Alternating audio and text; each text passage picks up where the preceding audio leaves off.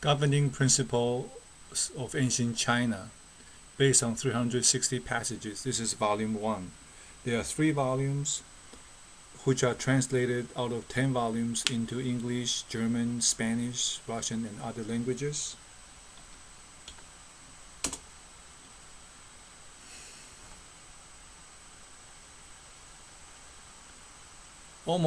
Page 19. Almost 1,000 years have passed since the heyday of King Chen and King Kang, and many rulers have tried to attain the same glory, but this golden era of peace and prosperity never returned. Why has this been so?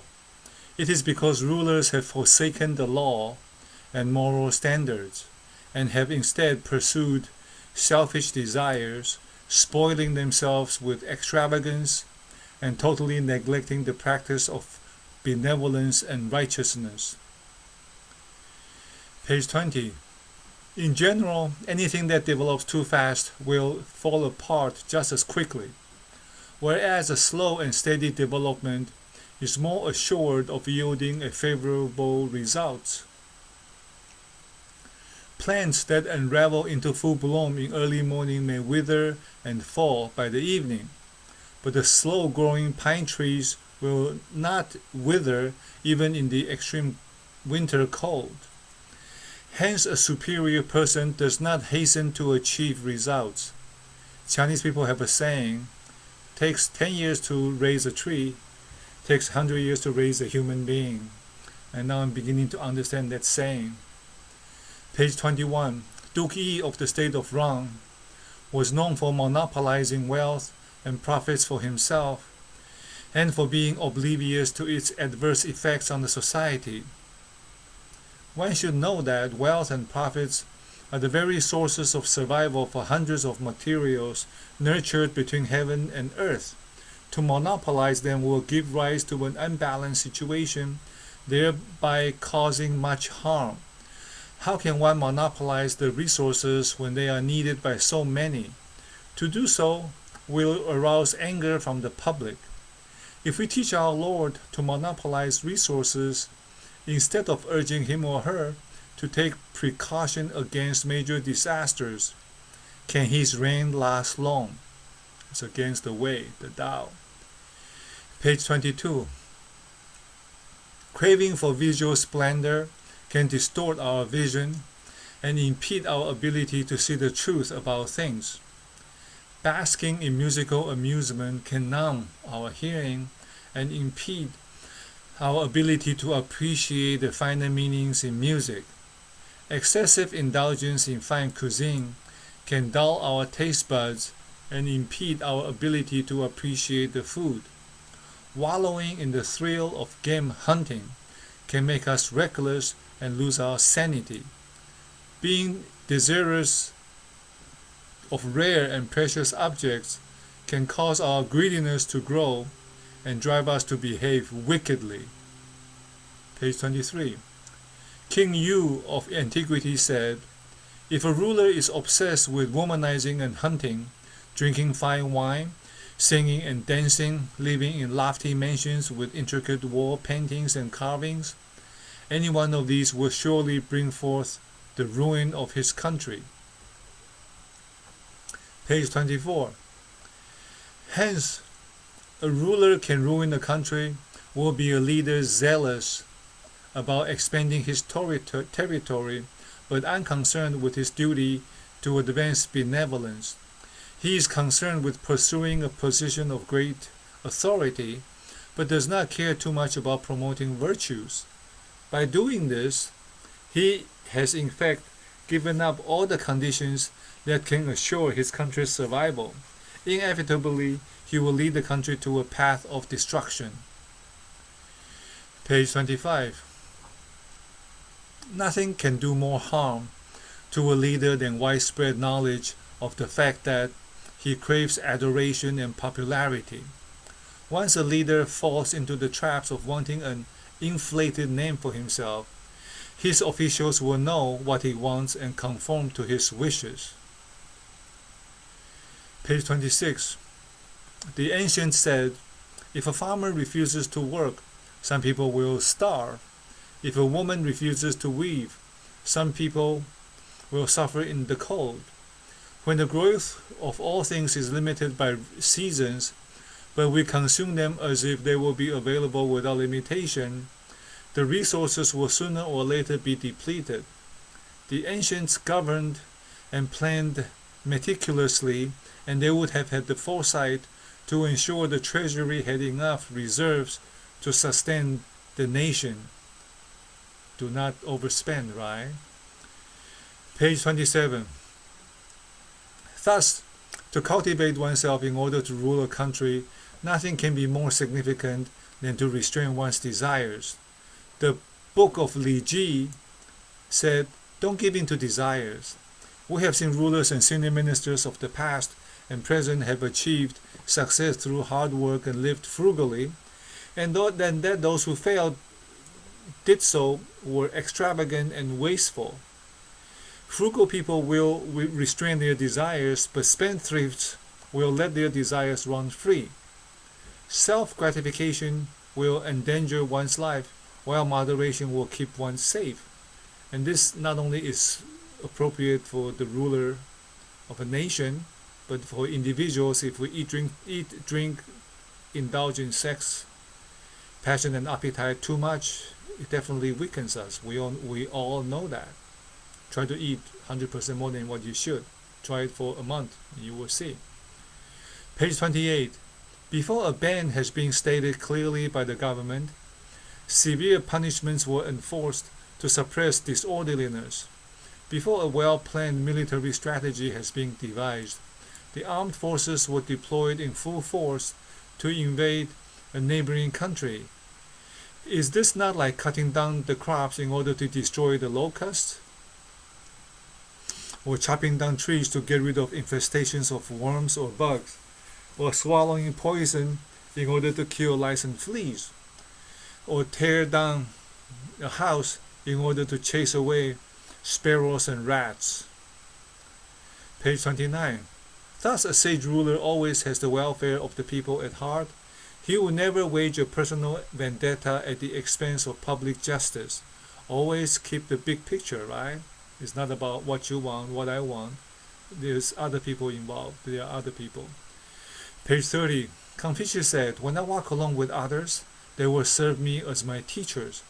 I will select their good qualities and follow them. But as for their bad qualities, I will correct them in myself." Page 31. Confucius said, "To make a mistake and not correct it is a real mistake." That's why people say in the US, right, "Fool me once, shame on you. Fool me twice, shame on me." Page 32. Zigong said, "The faults of a superior person are analogous to the eclipses of the sun and the moon. When he is at fault, everyone can see his faults clearly, but when he corrects his faults, everyone will look upon him with respect." Page 33. The government of the ancient sage kings had official historians who recorded the mistakes made by the ruler, the official musicians to sing ballads to remind the ruler of his mistakes. Ordinary folks could be heard making criticisms against the ruler on the roadside, and businessmen could be heard discussing the ruler's faulty actions in the marketplace. Thus, sage rulers were able to hear about their mistakes and correct them, and to implement sensible policies that were just and honorable. These were factors that contributed to the longevity of their government. Feedback. Vision, breakfast for champions. Feedback, lunch for champions. Self-correction, dinner for champions, and for the ruler of a nation even more so, because she serves the needs of so many more people. Page 34. The most serious blunder we can make is in knowing we have failings, and yet we refuse to correct them until such failings harm and cost our life. Page 35. The ancients said, "There are two things that individuals will find difficult to achieve in life. One is willingness to accept and correct their own faults. Another is the wisdom to know when to point out and correct the faults of others." It's very difficult. Page 36. Confucius said, A leader who loves his parents will not despise the parents of other people. And as he respects his parents, he will not be contemptuous of the parents of other people. A leader who is wholeheartedly dedicated with love and respect to taking care of his parents will impart the same highest degree of virtuous conduct to teach and reform his people, setting an exemplary standard for the whole world to follow. This is the filial piety of the Son of Heaven, Tianzi. The book of Lu Jing said, when a leader respects and loves his parents, all his people will trust and rely on him, and so the nation will enjoy long and lasting stability. Page 37. There were reasons why the sage kings of Xia, Shan, and Zhou dynasties loved and respected their wives and children. For the wife, she was the key lady attending to matters related not only to the rights of remembrance of ancestors, but also to the king's parents, as well as to the education of his heirs. As for the children, they were the heir to the king's legacy, so how could the king not be respectful of his wife and children? A king therefore will not be disrespectful toward anybody. With regard to the virtue of respect, a person will first respect his own self, for his life is an extension of his parents. How can he not be respectful of himself? Not respectful of oneself is tantamount to hurting one's parents. Hurting one's parents is amounting to hurt one's roots, and when the root is damaged, the branches will die off subsequently. Since the commoners and the king both have these three things in common, own self, wife, and children, they will naturally follow the king's example. As a king respects his own self, he extends this respect to other people, and as he loves his children, he extends this love to the children of other people. And as he respects his wife, he extends this respect to the wives of other people. When the king can manage these three matters well, this profound and far-reaching education will then be able to spread to the whole world. Page 39. Although a leader may love his relatives deeply, he should maintain his authority over them, or they will become arrogant and disrespectful. The status of the relatives may be privileged, but they must be held accountable by law in order to restrain them from behaving wildly and uncontrollably. Page 40. Good deeds and good people are revered because they embody propriety and justice. Bad deeds and villains are despised because they embody wickedness. Now that we use what is revered to teach and demand the common people to behave well on the one hand, but use what is despised to teach and allow members of the royal family to behave repulsively on the other hand, is this not going against moral and virtue? Page 41. The foundation of virtue is built upon a mind that is righteous. When the mind of a ruler is righteous, his conduct will be righteous. When his conduct is righteous, the conduct of his ministers will be righteous. When the conduct of his ministers is righteous, the government will be just. When the government is just, the country will be just, and when the country is just, the whole world will be just. Zhengzi, page 42, said, every day I reflect upon three things. Have I done my best to do my job well? Have I been a trusted friend?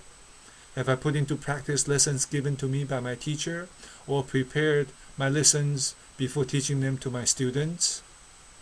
Personal best, Coach John Wooden, same philosophy. Page 43. The Son of Heaven does not speak playfully. Once said, official historians will record it. Ceremonial proceedings will be held to fulfill it, and the songs will be sung to glorify it. Page 44. Confucius said, reprimand yourself harshly, but reprimand others more forgivingly. You will avoid making enemies this way. Page 45. If a leader is unvirtuous, he will bring danger to the nation and chaos to his people.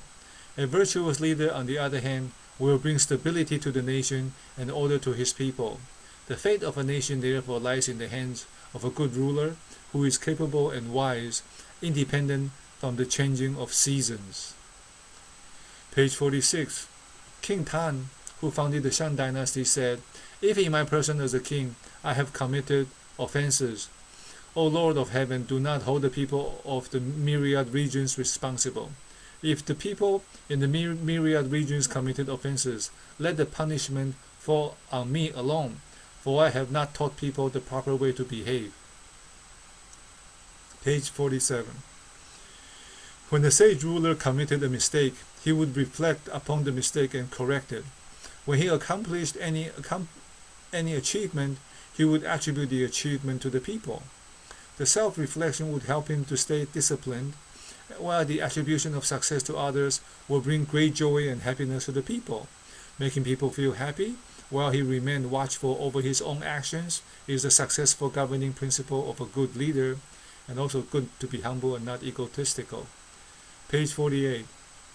In the book of the Zhuang, it was said, King Yu and King Tan took all blames upon themselves and their countries prospered. King Ji and King Zhao put all blames upon others and their downfall was hastened. Hence we can see that the key to a good and lasting government is dependent on the virtuous character of the leader. Page 49. Mencius said to Duke Xuan of the state of Qi, when a lord treats his subordinates like brothers, they will pledge allegiance to him in return. When a lord treats his subordinates like slavish animals, they will regard him as a stranger on the street. When a lord treats his subordinates like dirt and weeds, they will regard him as a robber and an enemy. How true. Page 50. Duke Jin of the state of Qi asked Yanzi, the task to bring wealth to the people and stability to the state, will this be difficult to achieve? Yanzi said, not difficult at all. Frugality on the part of the ruler will bring prosperity to the people, and fair trials will bring stability to the state. Doing these two things well will suffice. Page 51. A sage ruler worries about three things. His first worry is that his high position may shelter him from hearing criticisms of his mistakes. Next, he worries that his success may spur him to arrogance. And last, he worries that he may not be able to govern based on the truth and reality that he had gathered from all quarters of the society. Page 52. Once upon a time, a severe drought hit the land ruled by King Chen Tang. Chen Tang then used the following 6 questions to reproach himself. Is my governance not in accord with laws and regulations? Have the people been made to labor too hard? Are my palace and dwellings too luxurious? Have the favored court ladies interfered too much in politics? Have briberies become rampant? Have the obsequious and the slanderous become too reckless? Page 53. Zhengzi said the government has deviated from the righteous way of leadership and the people have long been left to their own devices. If you can finally uncover the truth behind the making of a crime, you ought to be sympathetic towards the criminals instead of being delighted in your ability to solve crimes. Root cause analysis. Page 54. It is not right for a ruler who has deviated from the righteous way of leadership to put his officials and subjects to death. Even though the people are not being taught the way of filial piety and the proper behavior that goes along with it, they are being convicted and put into prisons. To do so amounts to killing the innocent. That's why Confucius said, above all, educate. Page 55. A good government must first eradicate the 4 perils before it can carry out the 5 correct policies. The 4 perils are hypocrisy, for it will upset social customs; bribery, for it will wreck the legal system; unruliness, for it will overstep propriety; 4. Luxury, for it will breach rules and regulations. As long as these 4 perils persist, benevolent rule cannot be put into practice because of the following. When social customs are upset, moral decadence will ensue and no divine beings can hope to safeguard the purity of human nature. When the legal system is wrecked, society will fall apart and no leader can hope to uphold any law. At that point, when propriety is overstepped, proper rights will wither away and no saints can hope to defend the path of righteousness. Lastly, when rules and regulations are breached, a ruler's desires will become so unfettered that even in the vast territories of the four corners of the world could not hope to satisfy his insatiable appetites. Such are the four perils. As for the 5 correct policies, they are: 1. Revive farming to provide food for the people. 2. Distinguish what is right from wrong to establish good social customs. 3. Proclaim cultural and educational policies to advocate the education effort made by the government. 4. Establish military facilities to uphold the dignity of the country. 5. Unify the national legal system by being strict and impartial in metering out rewards and punishment. Page 58. No country will enjoy everlasting peace, and no common people will stay forever submissive. When the wise are recruited to serve in the government, the country will enjoy peace and prosperity. To lose them could mean an end to a government. From ancient times until today, this recurring theme has not changed at all. Page 59. The ancients said, an extraordinary leader will use the services of extraordinary ministers. Together with these extraordinary ministers, they will attain extraordinary achievements in history. Page 60. Confucius said, a leader must respect his ministers because they are the representatives of the people. He must choose ministers close to him carefully because they are the role models of the people. Page 61. King Wen's benevolence had helped him to revive a government that was beneficial to the people. When he obtained the services of virtuous people, he paid great respect to them and continued to treat them in accord with the proper rites and protocols. Had he not treasured the virtuous people, he would not have been able to gain their confidence and enable them to work in peace and maximize their potential to help him secure his objectives. Page 62. Likewise, the wise king of antiquity would respect jurisdictions of his ministers, their stipends, and also take good care of them. He would regularly visit ministers who had been stricken ill, and when the minister passed away, he would personally offer condolences to the minister's bereaved family and attend the complete funeral rites conducted in 3 stages. A king would not drink wine or eat meat until the body of the deceased minister had been placed in the coffin. Neither would he entertain himself with music before the burial rites were done. If a minister passed away during an ancestral offering ceremony, the king would call off the ceremonial music as a sign of mourning for the deceased minister. Thus the kings in ancient times did everything they could to live up to the requirements of the propriety, and their ministers would repay them with undying devotion. Page 63. The Duke of Zhao taught his son, Bo Qing, this lesson. I am the son of King Wen, the younger brother of King Wu, and the uncle to King Chen. My position is therefore not lowly. However, there were times when I had to stop several times in the course of washing my hair, or stop several times in the course of eating, so that I could greet virtuous men who came by for a visit. Still, I'm afraid that I might have overlooked any virtuous men and women. When you arrive at the state of Lu, you must remember this. Never regard your status as a king and look down on anybody. Page 64. There are 10 hindrances that can render difficult the task of appointing virtuous and able people to a government position. 1. The inability to recognize an able person. 2. If such a person is recognized, no appointment is offered to him. 3. If such a person is appointed, his ability is underutilized. 4.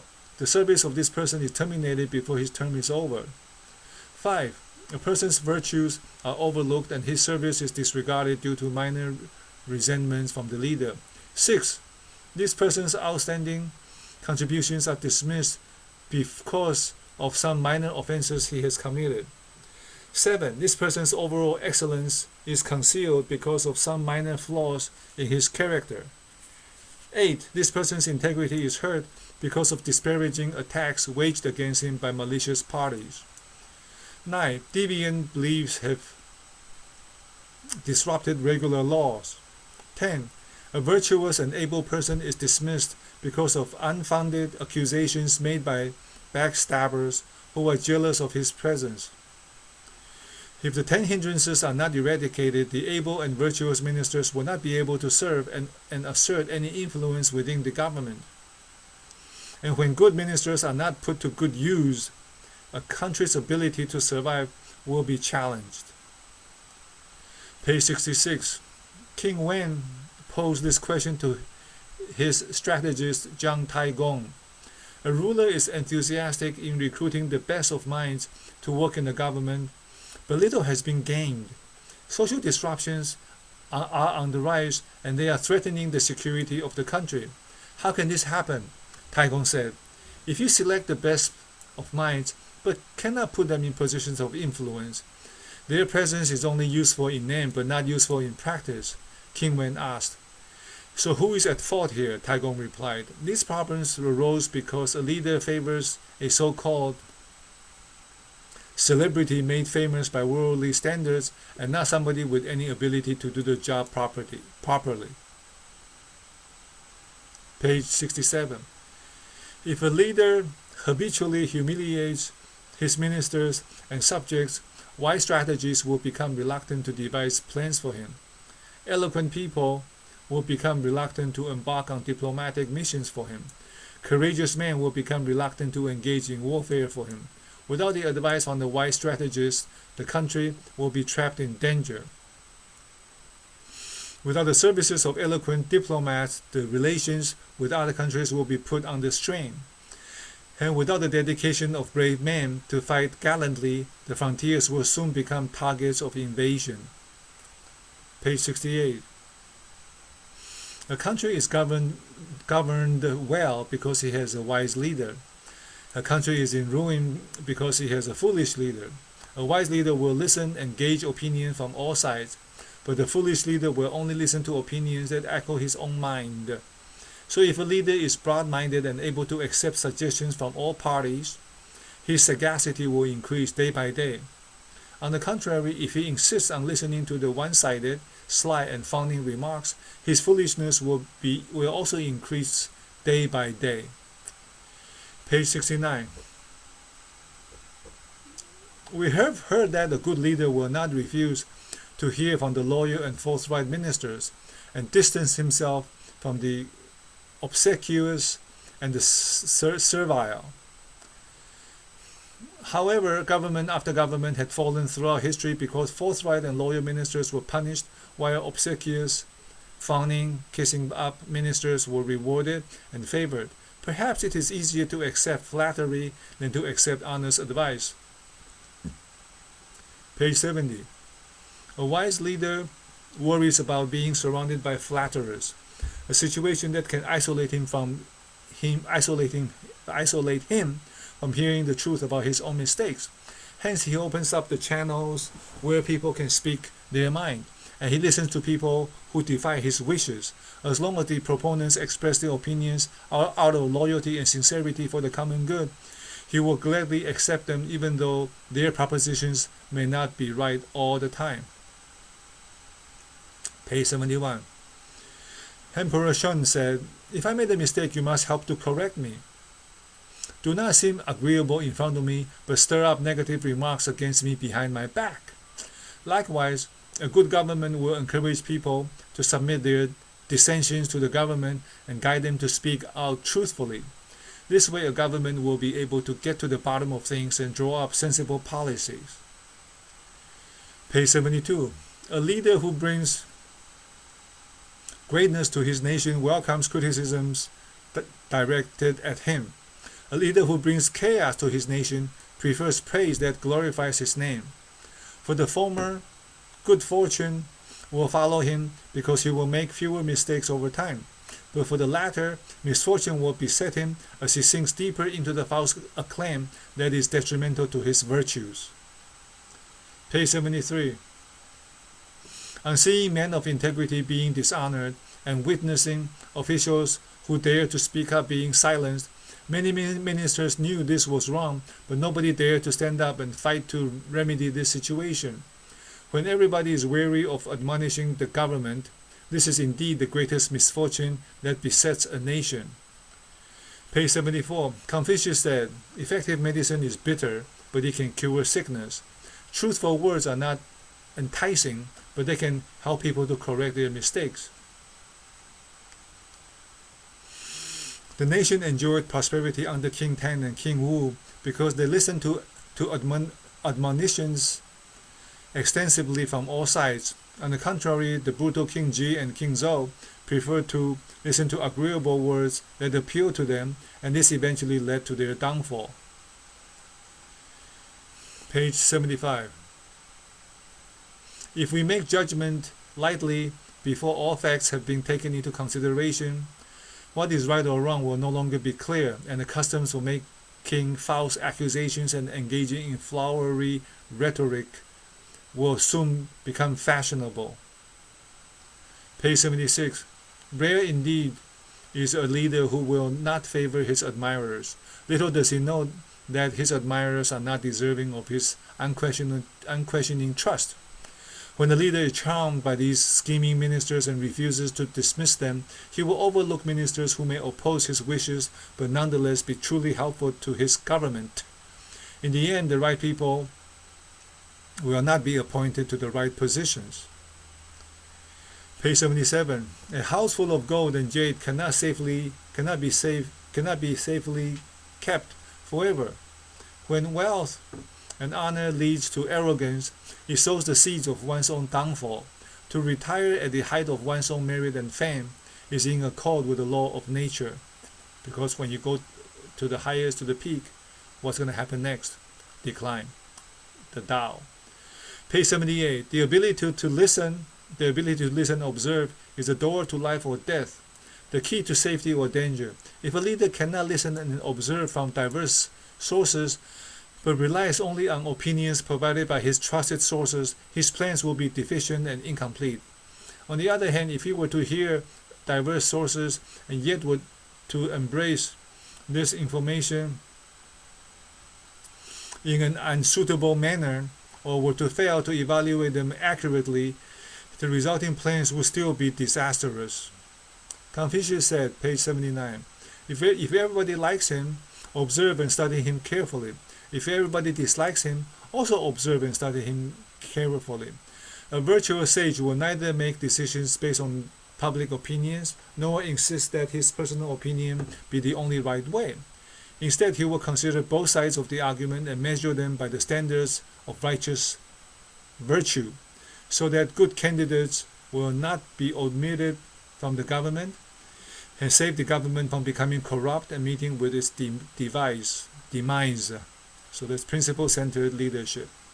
Page 80. One of the biggest problems about the leader is that when he spends too much time on minor details and not enough time on what is really important, he can be too concerned about immediate issues but lacks foresight to plan for the future.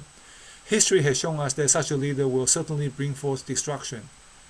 Analysis paralysis, see the trees but cannot see the forest. Page 81. Duke Xi asked Yanzi, in the past, kings who dispersed their citizens and ruined their states, what was their leadership like? Yanzi said, while the country struggled in poverty, they craved for greatness and grandiosity. While their ability and intelligence were weak, they craved for absolute power and clung on stubbornly to their own views. They favored the flatterers and disdained those who were virtuous. They were arrogant and contemptuous of the people. They did not impose consistent laws, nor did they set behavioral standards for the people. They misidentified pernicious officials as being intelligent and assumed that these officials' oppression of the people was a sign of their allegiance. In great lavishness, the leaders forgot their duties to the nation, and merrily they waged war with no concerns for the welfare of the people. They were quick at convicting and executing the condemned, but slow at rewarding those with a fine record of services. They delighted in causing miseries to others and took advantage of others' sufferings. They have so little virtue to speak of that they could not possibly appease the people, and that their ironclad rules could do little to transform the people. In other words, the reward system was insufficient to compel people to do good things, while the penalty system was insufficient to deter people from breaking the law. All the above will ruin a country. Now that the people despise the laws imposed on them, this is tantamount to the consequences caused by the leaders who dispersed their citizens and lost their states in the past. Page 85. Looking at the individuals in history who have made great contribution to the society, it is evident that they all had accumulated outstanding and remarkable stories through their endurance against innumerable physical strains and hardships. As well, they were assiduously thoughtful. They never let their studies go to waste, and they never changed their ideals despite poverty, principle-centered leadership. Page 86. Wise ministers do not fawn upon their leader to the extent that will corrupt his virtues. They also do not fawn upon the masses just to gain their favor. Neither will they benefit themselves at the expense of the public interest, nor do they hinder the enforcement of laws for the fear of powerful adversaries. They are wise enough to recognize the crafty and the evil. They conform to morality and justice, and their integrity prevents them from forming factions to advance their personal interests.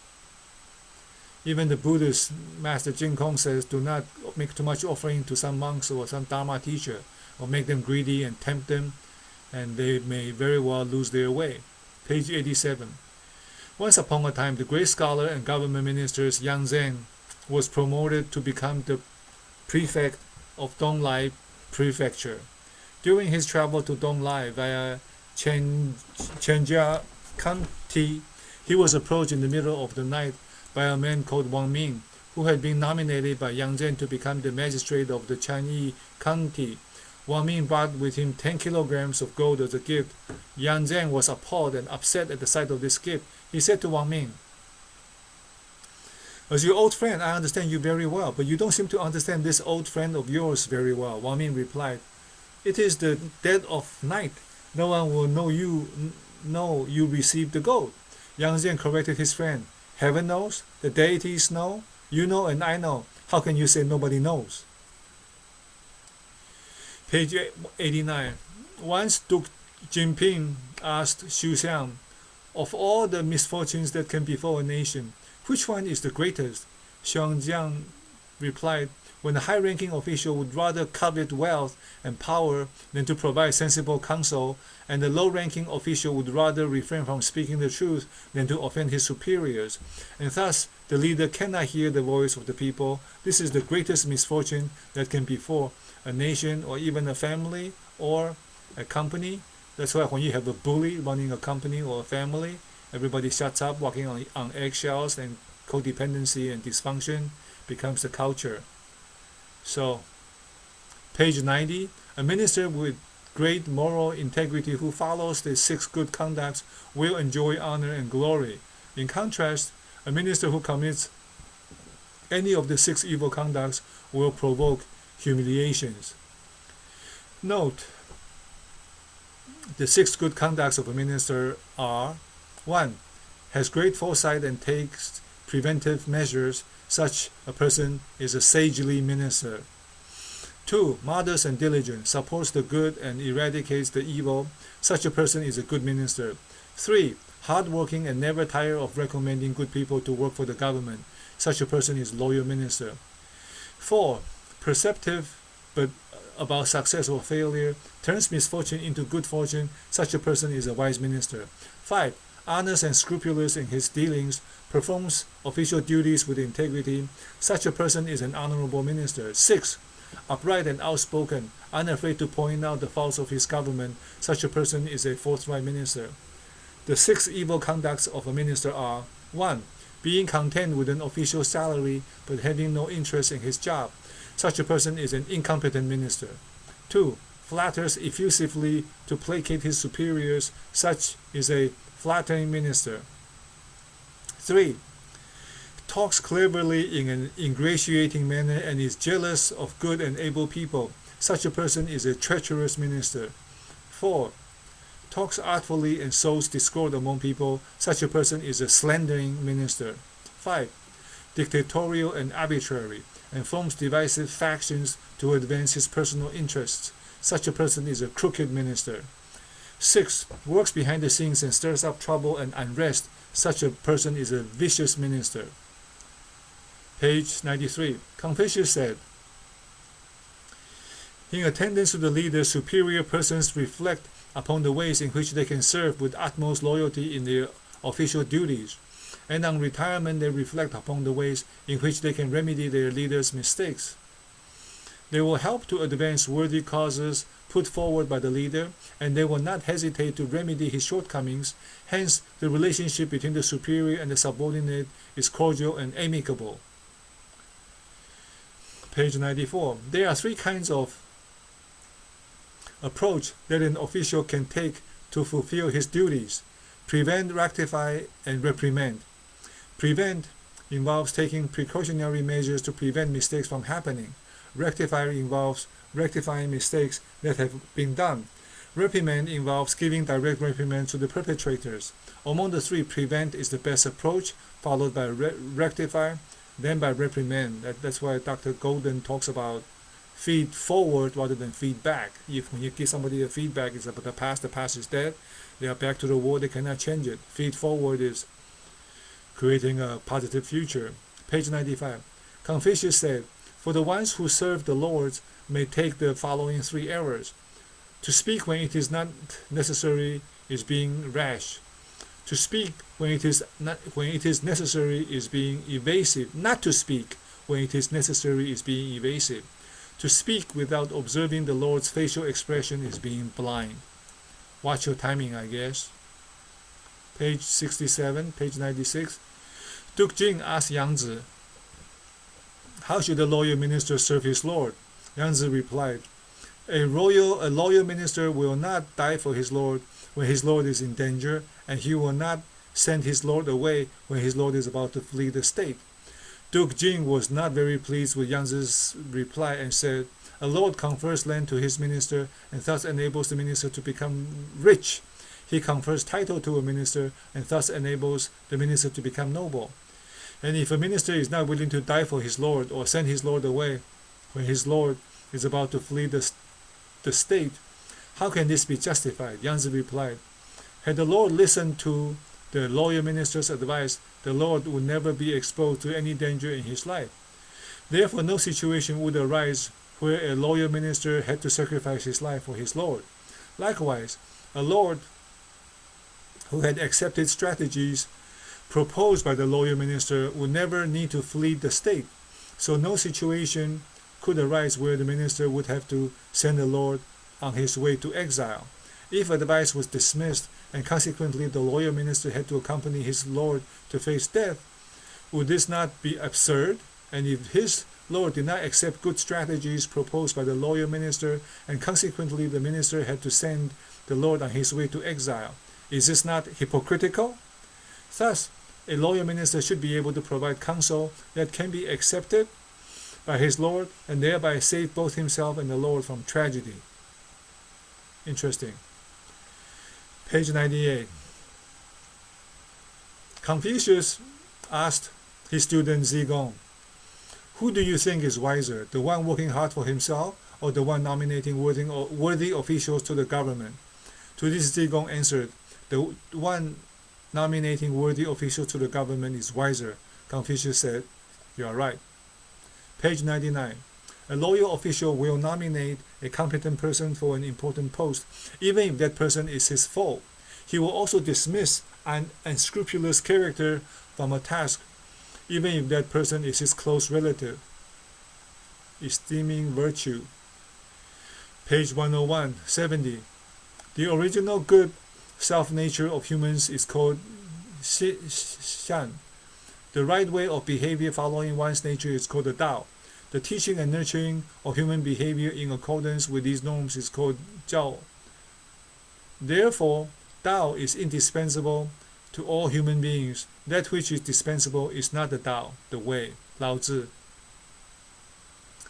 Page 102. Heaven in its motions preserves great harmony in union, enabling all creations to be peaceful and beneficial, and perpetually correct and firm. Heaven creates all things on the earth, and made every place under it serene and tranquil. Respected leaders in the myriad states follow the virtuous attributes of heaven, so they shall run their respective states in stable peace. Page 103. Man takes his law from the earth, which is serene and gentle, hardworking and uncomplicated, meritorious without showing off. The earth takes its law from the heaven, without giving without expecting rewards, allowing all things to grow without expecting returns. Heaven takes its law from the Tao, tranquil and quiet, allowing all things to form naturally as they should be. The law of Tao follows its nature. The Tao is being what it is. The great way, the primordial energy and power of creation, the Tao. Page 104. Sages have no selfish desires. They cultivate virtue instead of amassing wealth for themselves. With virtuous disposition, they teach the ignorant, and with the money they have, they give to the needy. They reserve nothing for themselves. It appears that the more they give to others, the more they receive in return. The law of nature is naturally beneficial and never does any harm to anything. The conduct of sages will benefit people naturally and does not struggle to control along the way. Page 105. Confucius said, "The eagerness to learn from the sages is an indication of wisdom. Putting lessons into practice is an indication of benevolence. Discovering one's mistakes and generating the determination to correct them is an indication of courage. A man who understands what constitutes wisdom, benevolence, and courage will correct his erroneous views, speech, and actions. Consequently, he will know how to lead the people, and when he does, he will be able to govern the country properly." Page 106. When a ruler declares and carries out laws in order to pursue welfare for the people, this is called righteousness. When a ruler and his people respect and love each other, this is called harmony. When a ruler can meet the people's needs before the people have to plead for their attention, this is called trustworthiness. When a ruler can eliminate troubles for his people, this is called benevolence. Benevolence and trustworthiness, harmony and righteousness are the valuable implements of a ruler. Page 107. King Wen asked Taigong, "What should one do so that he can govern all under heaven, Tianxia?" Taigong said, "When your magnanimity encompasses Taixia, Tianxia, everything under the sky, you will be able to accommodate it. When your trustworthiness encompasses Tianxia, everything under the heaven, you will be able to make covenants with it. When your benevolence encompasses Tianxia, everything that's under the sky, you will be able to embrace it. When your generosity and kindness encompasses Tianxia, you will be able to commend it. When your authority encompasses Tianxia, you will not lose it to others. Take decisive actions, and your subjects will be able to depend upon your decisiveness. If a ruler has all the 6 elements, he can then govern all under heaven." Page 109. Therefore, a superior person will not worry about becoming old and frail. Instead, he worries about his mind becoming weary and dull. He will neither let virtuous causes lie dormant, nor let righteous causes lie still. For a man of words and not of actions will let virtuous causes lie dormant. A man of actions who cannot persevere to the end will let righteous causes lie still. Thus, a superior person must persevere in putting his words into action. Page 110. The book of Xiazhuang said, "The oracle Xian symbolizes the strength and eternity of heaven in its motion. A superior person should learn from the attributes of heaven and be self-reliant and vow to work hard, never giving up." Page 111. The book of Xiangzhuang said, "The oracle Kun symbolizes the gentle terrain of earth. The superior person should learn from the earth, carry and support all things in the world with his great virtue. Page 112. One who does not cultivate good deeds is a malicious man. One who does not assist his elders is a petty person. King Zhao was known as a despot because he was cruel and oppressive. But Confucius, a man who served only as a counsel to many feudal lords, was reckoned as a commoner king, a man with kingly virtues but not with kingly rank. This demonstrates clearly that noble status and wealth is not a measure of a superior person. Meaning you don't have to be an official, that's what it means. Page 113. If one were able to perfect his filial piety and attention to fraternal duties, he will move the gods and divinities in heaven and earth and will reach to the spiritual intelligence. The light of his great virtue would illuminate the whole world, and all would be touched by the virtues of filial piety. When Christ on the cross said to St. John, "Man, look at your mother," and said to his mother, the Virgin Mary, said, "What, mother, look at your son." Filial piety, right? Handing off his responsibilities. Page 114. Long and large grows the E. It is not the E but the how. I'm saddened by the loss of my parents, who gave me birth and brought me up at a great personal cost. Fatherless, who is there to rely on? Motherless, who is there to depend on? When I go abroad, I carry my grief with me. When I come home, I have no one to go to. O my father who beget me, O my mother who nurtured me, you raised me, you loved me, you brought me up, and you taught me, you cared for me, and you worried for me. Everywhere you went, you held me in your arms. If I would return your kindness, it is like great heaven, illimitable. Buddha said, if we carried our parents on our backs and walked the earth 3 times, would not be enough to repay what our parents have done for us. Page 116. There are 3 levels of filial piety in action: a minor filial piety that takes the form of physical labor, an intermediate filial piety that applies meritorious deeds, a greater filial piety that holds back nothing. When I remember the love my parents gave me and the sacrifices they had to make in bringing me up, I'm able to forget my own physical fatigue when I make ends meet to serve them. Such is the minor filial piety that takes the form of physical labor. When I revere benevolent virtues and enable society to abide contentedly in righteousness, such is the intermediate filial piety that applies meritorious deeds. Propagating moral and ethical teachings across the lands, dispensing benefits, and providing for all things necessary to enable every person to support their parents and prepare adequate offerings to their ancestors, such is the greater filial piety that holds back nothing. If my parents love me, I will rejoice and never forget their kindness. If they dislike me, I will be even more vigilant against any wrongdoings that I may commit, and bear no resentment against my parents. If they commit a mistake, I will persuade them to change, but I will not rebel against them. When my parents pass away, I will pay my respect to them with food I obtained with legitimate means. Such is the complete fulfillment of propriety. Page 118. This is a very famous saying. Our bodies, to every hair and every bit of skin, are given to us by our parents, and we must not presume to injure or wound them. This is the beginning of filial piety.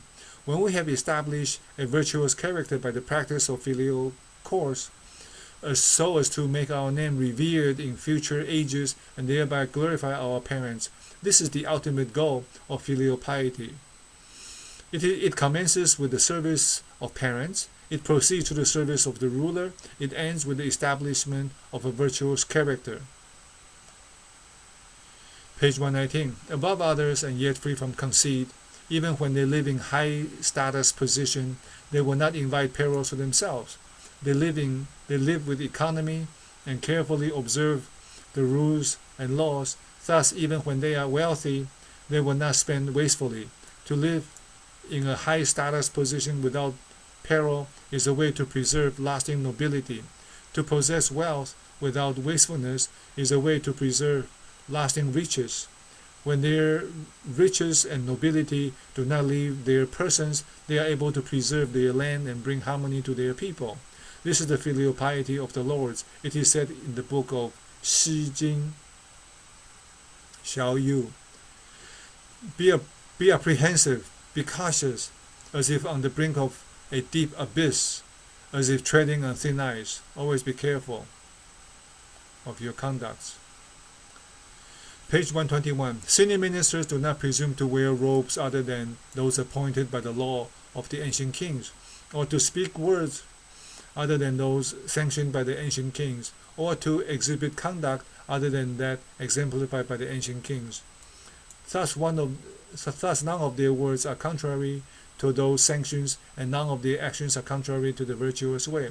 From their mouths there comes no exceptional speech, and in their conduct there are no exceptional actions. Their words are spread all over the world, and no error of speech will be found in them. Their actions may spread all over the world, and no grievances or dislikes will be awakened by them. When these three things, their robes, their words, and their conduct, are all complete as they should be, they can then preserve their ancestral shrines. This is the filial piety of the high ministers and great officers. It is said in the book of Shi Jing, "He is never idle, day or night, in the service of the Son of Heaven." Loyalty. Page 127. Serving a leader with the heart of a filial child will enable one to perform his duties to the leader loyally. Serving a superior with the heart of a respectful sibling will enable one to comply with duties given by their superior. When subordinates can engage loyalty and comply flawlessly in the service of the leader and superior, they will be able to maintain their earnings and positions as well as preserve the ritual services of their ancestors. This is the filial piety of a lower-ranking officer. Page 124. By following and making the most out of the changing seasons, common people distinguish the advantages afforded by different soils in order to reap the biggest harvest. They are careful in their conduct and frugal with their expenses so that they may support their parents. This is the filial piety that common people should fulfill. Thus, from the Son of Heaven down to the common people, starting with serving parents reverently to the end, when a name is established in honor of the family, the filial duties are not difficult to fulfill. The way of filial piety sees no divisions of superiority or inferiority. It transcends time and space. It is eternal without beginning or an end. No one should worry that they should not be able to fulfill their filial duties. Confucius said, "When filial children serve their parents at home, they will do so with utmost respect. When they tend to the needs of their parents, they will do so with utmost gladness. When they take care of their parents who are ill, they will do so with utmost concern. When their parents pass away, they will take care of the funeral services with the greatest grief. And in offering memorials to their parents, they will show utmost solemnity. It can be said that children have greatly fulfilled their duties to their parents when these five things are complete." Page 126. Zhengzi said, "Our bodies came from our parents. How can any person not be prudent in using his body to conduct his affairs? Leading a frivolous lifestyle is unfilial. Serving one's superior disloyally is unfilial. Working as a government official but not being serious and responsible is unfilial. Not being trustworthy towards friends is unfilial. And being cowardly when at war is unfilial. Failure to fulfill these five filial duties will be detrimental to our parents' reputation. How can we not be prudent in using this body to conduct our affairs?" Page 127. "I dare not forget my parents in every step I take, and I dare not forget my parents in every word I say. As I remember my parents in every step I take, I will choose the right course of actions in preference to a devious shortcut.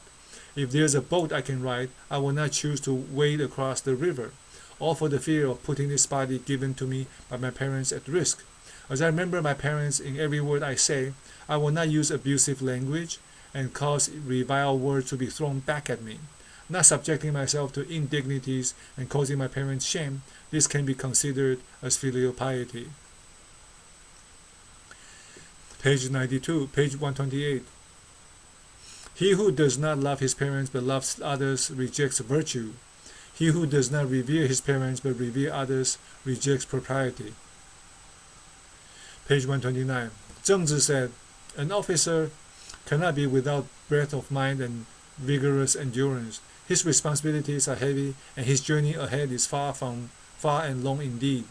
When committed to practicing the virtue of benevolence as a personal goal, is this not a heavy responsibility? Only with death will this commitment end. Is this not a journey that is far and long indeed? Page 130. If there is one word that you should hold permanently to your heart, it is this word, shu. What you do not want done to yourself, do not do to others. If there is one standard of conduct that you should always exemplify, it is this zen, integrity. Shu is the practice that leads to benevolence, and zeng is the key to righteousness.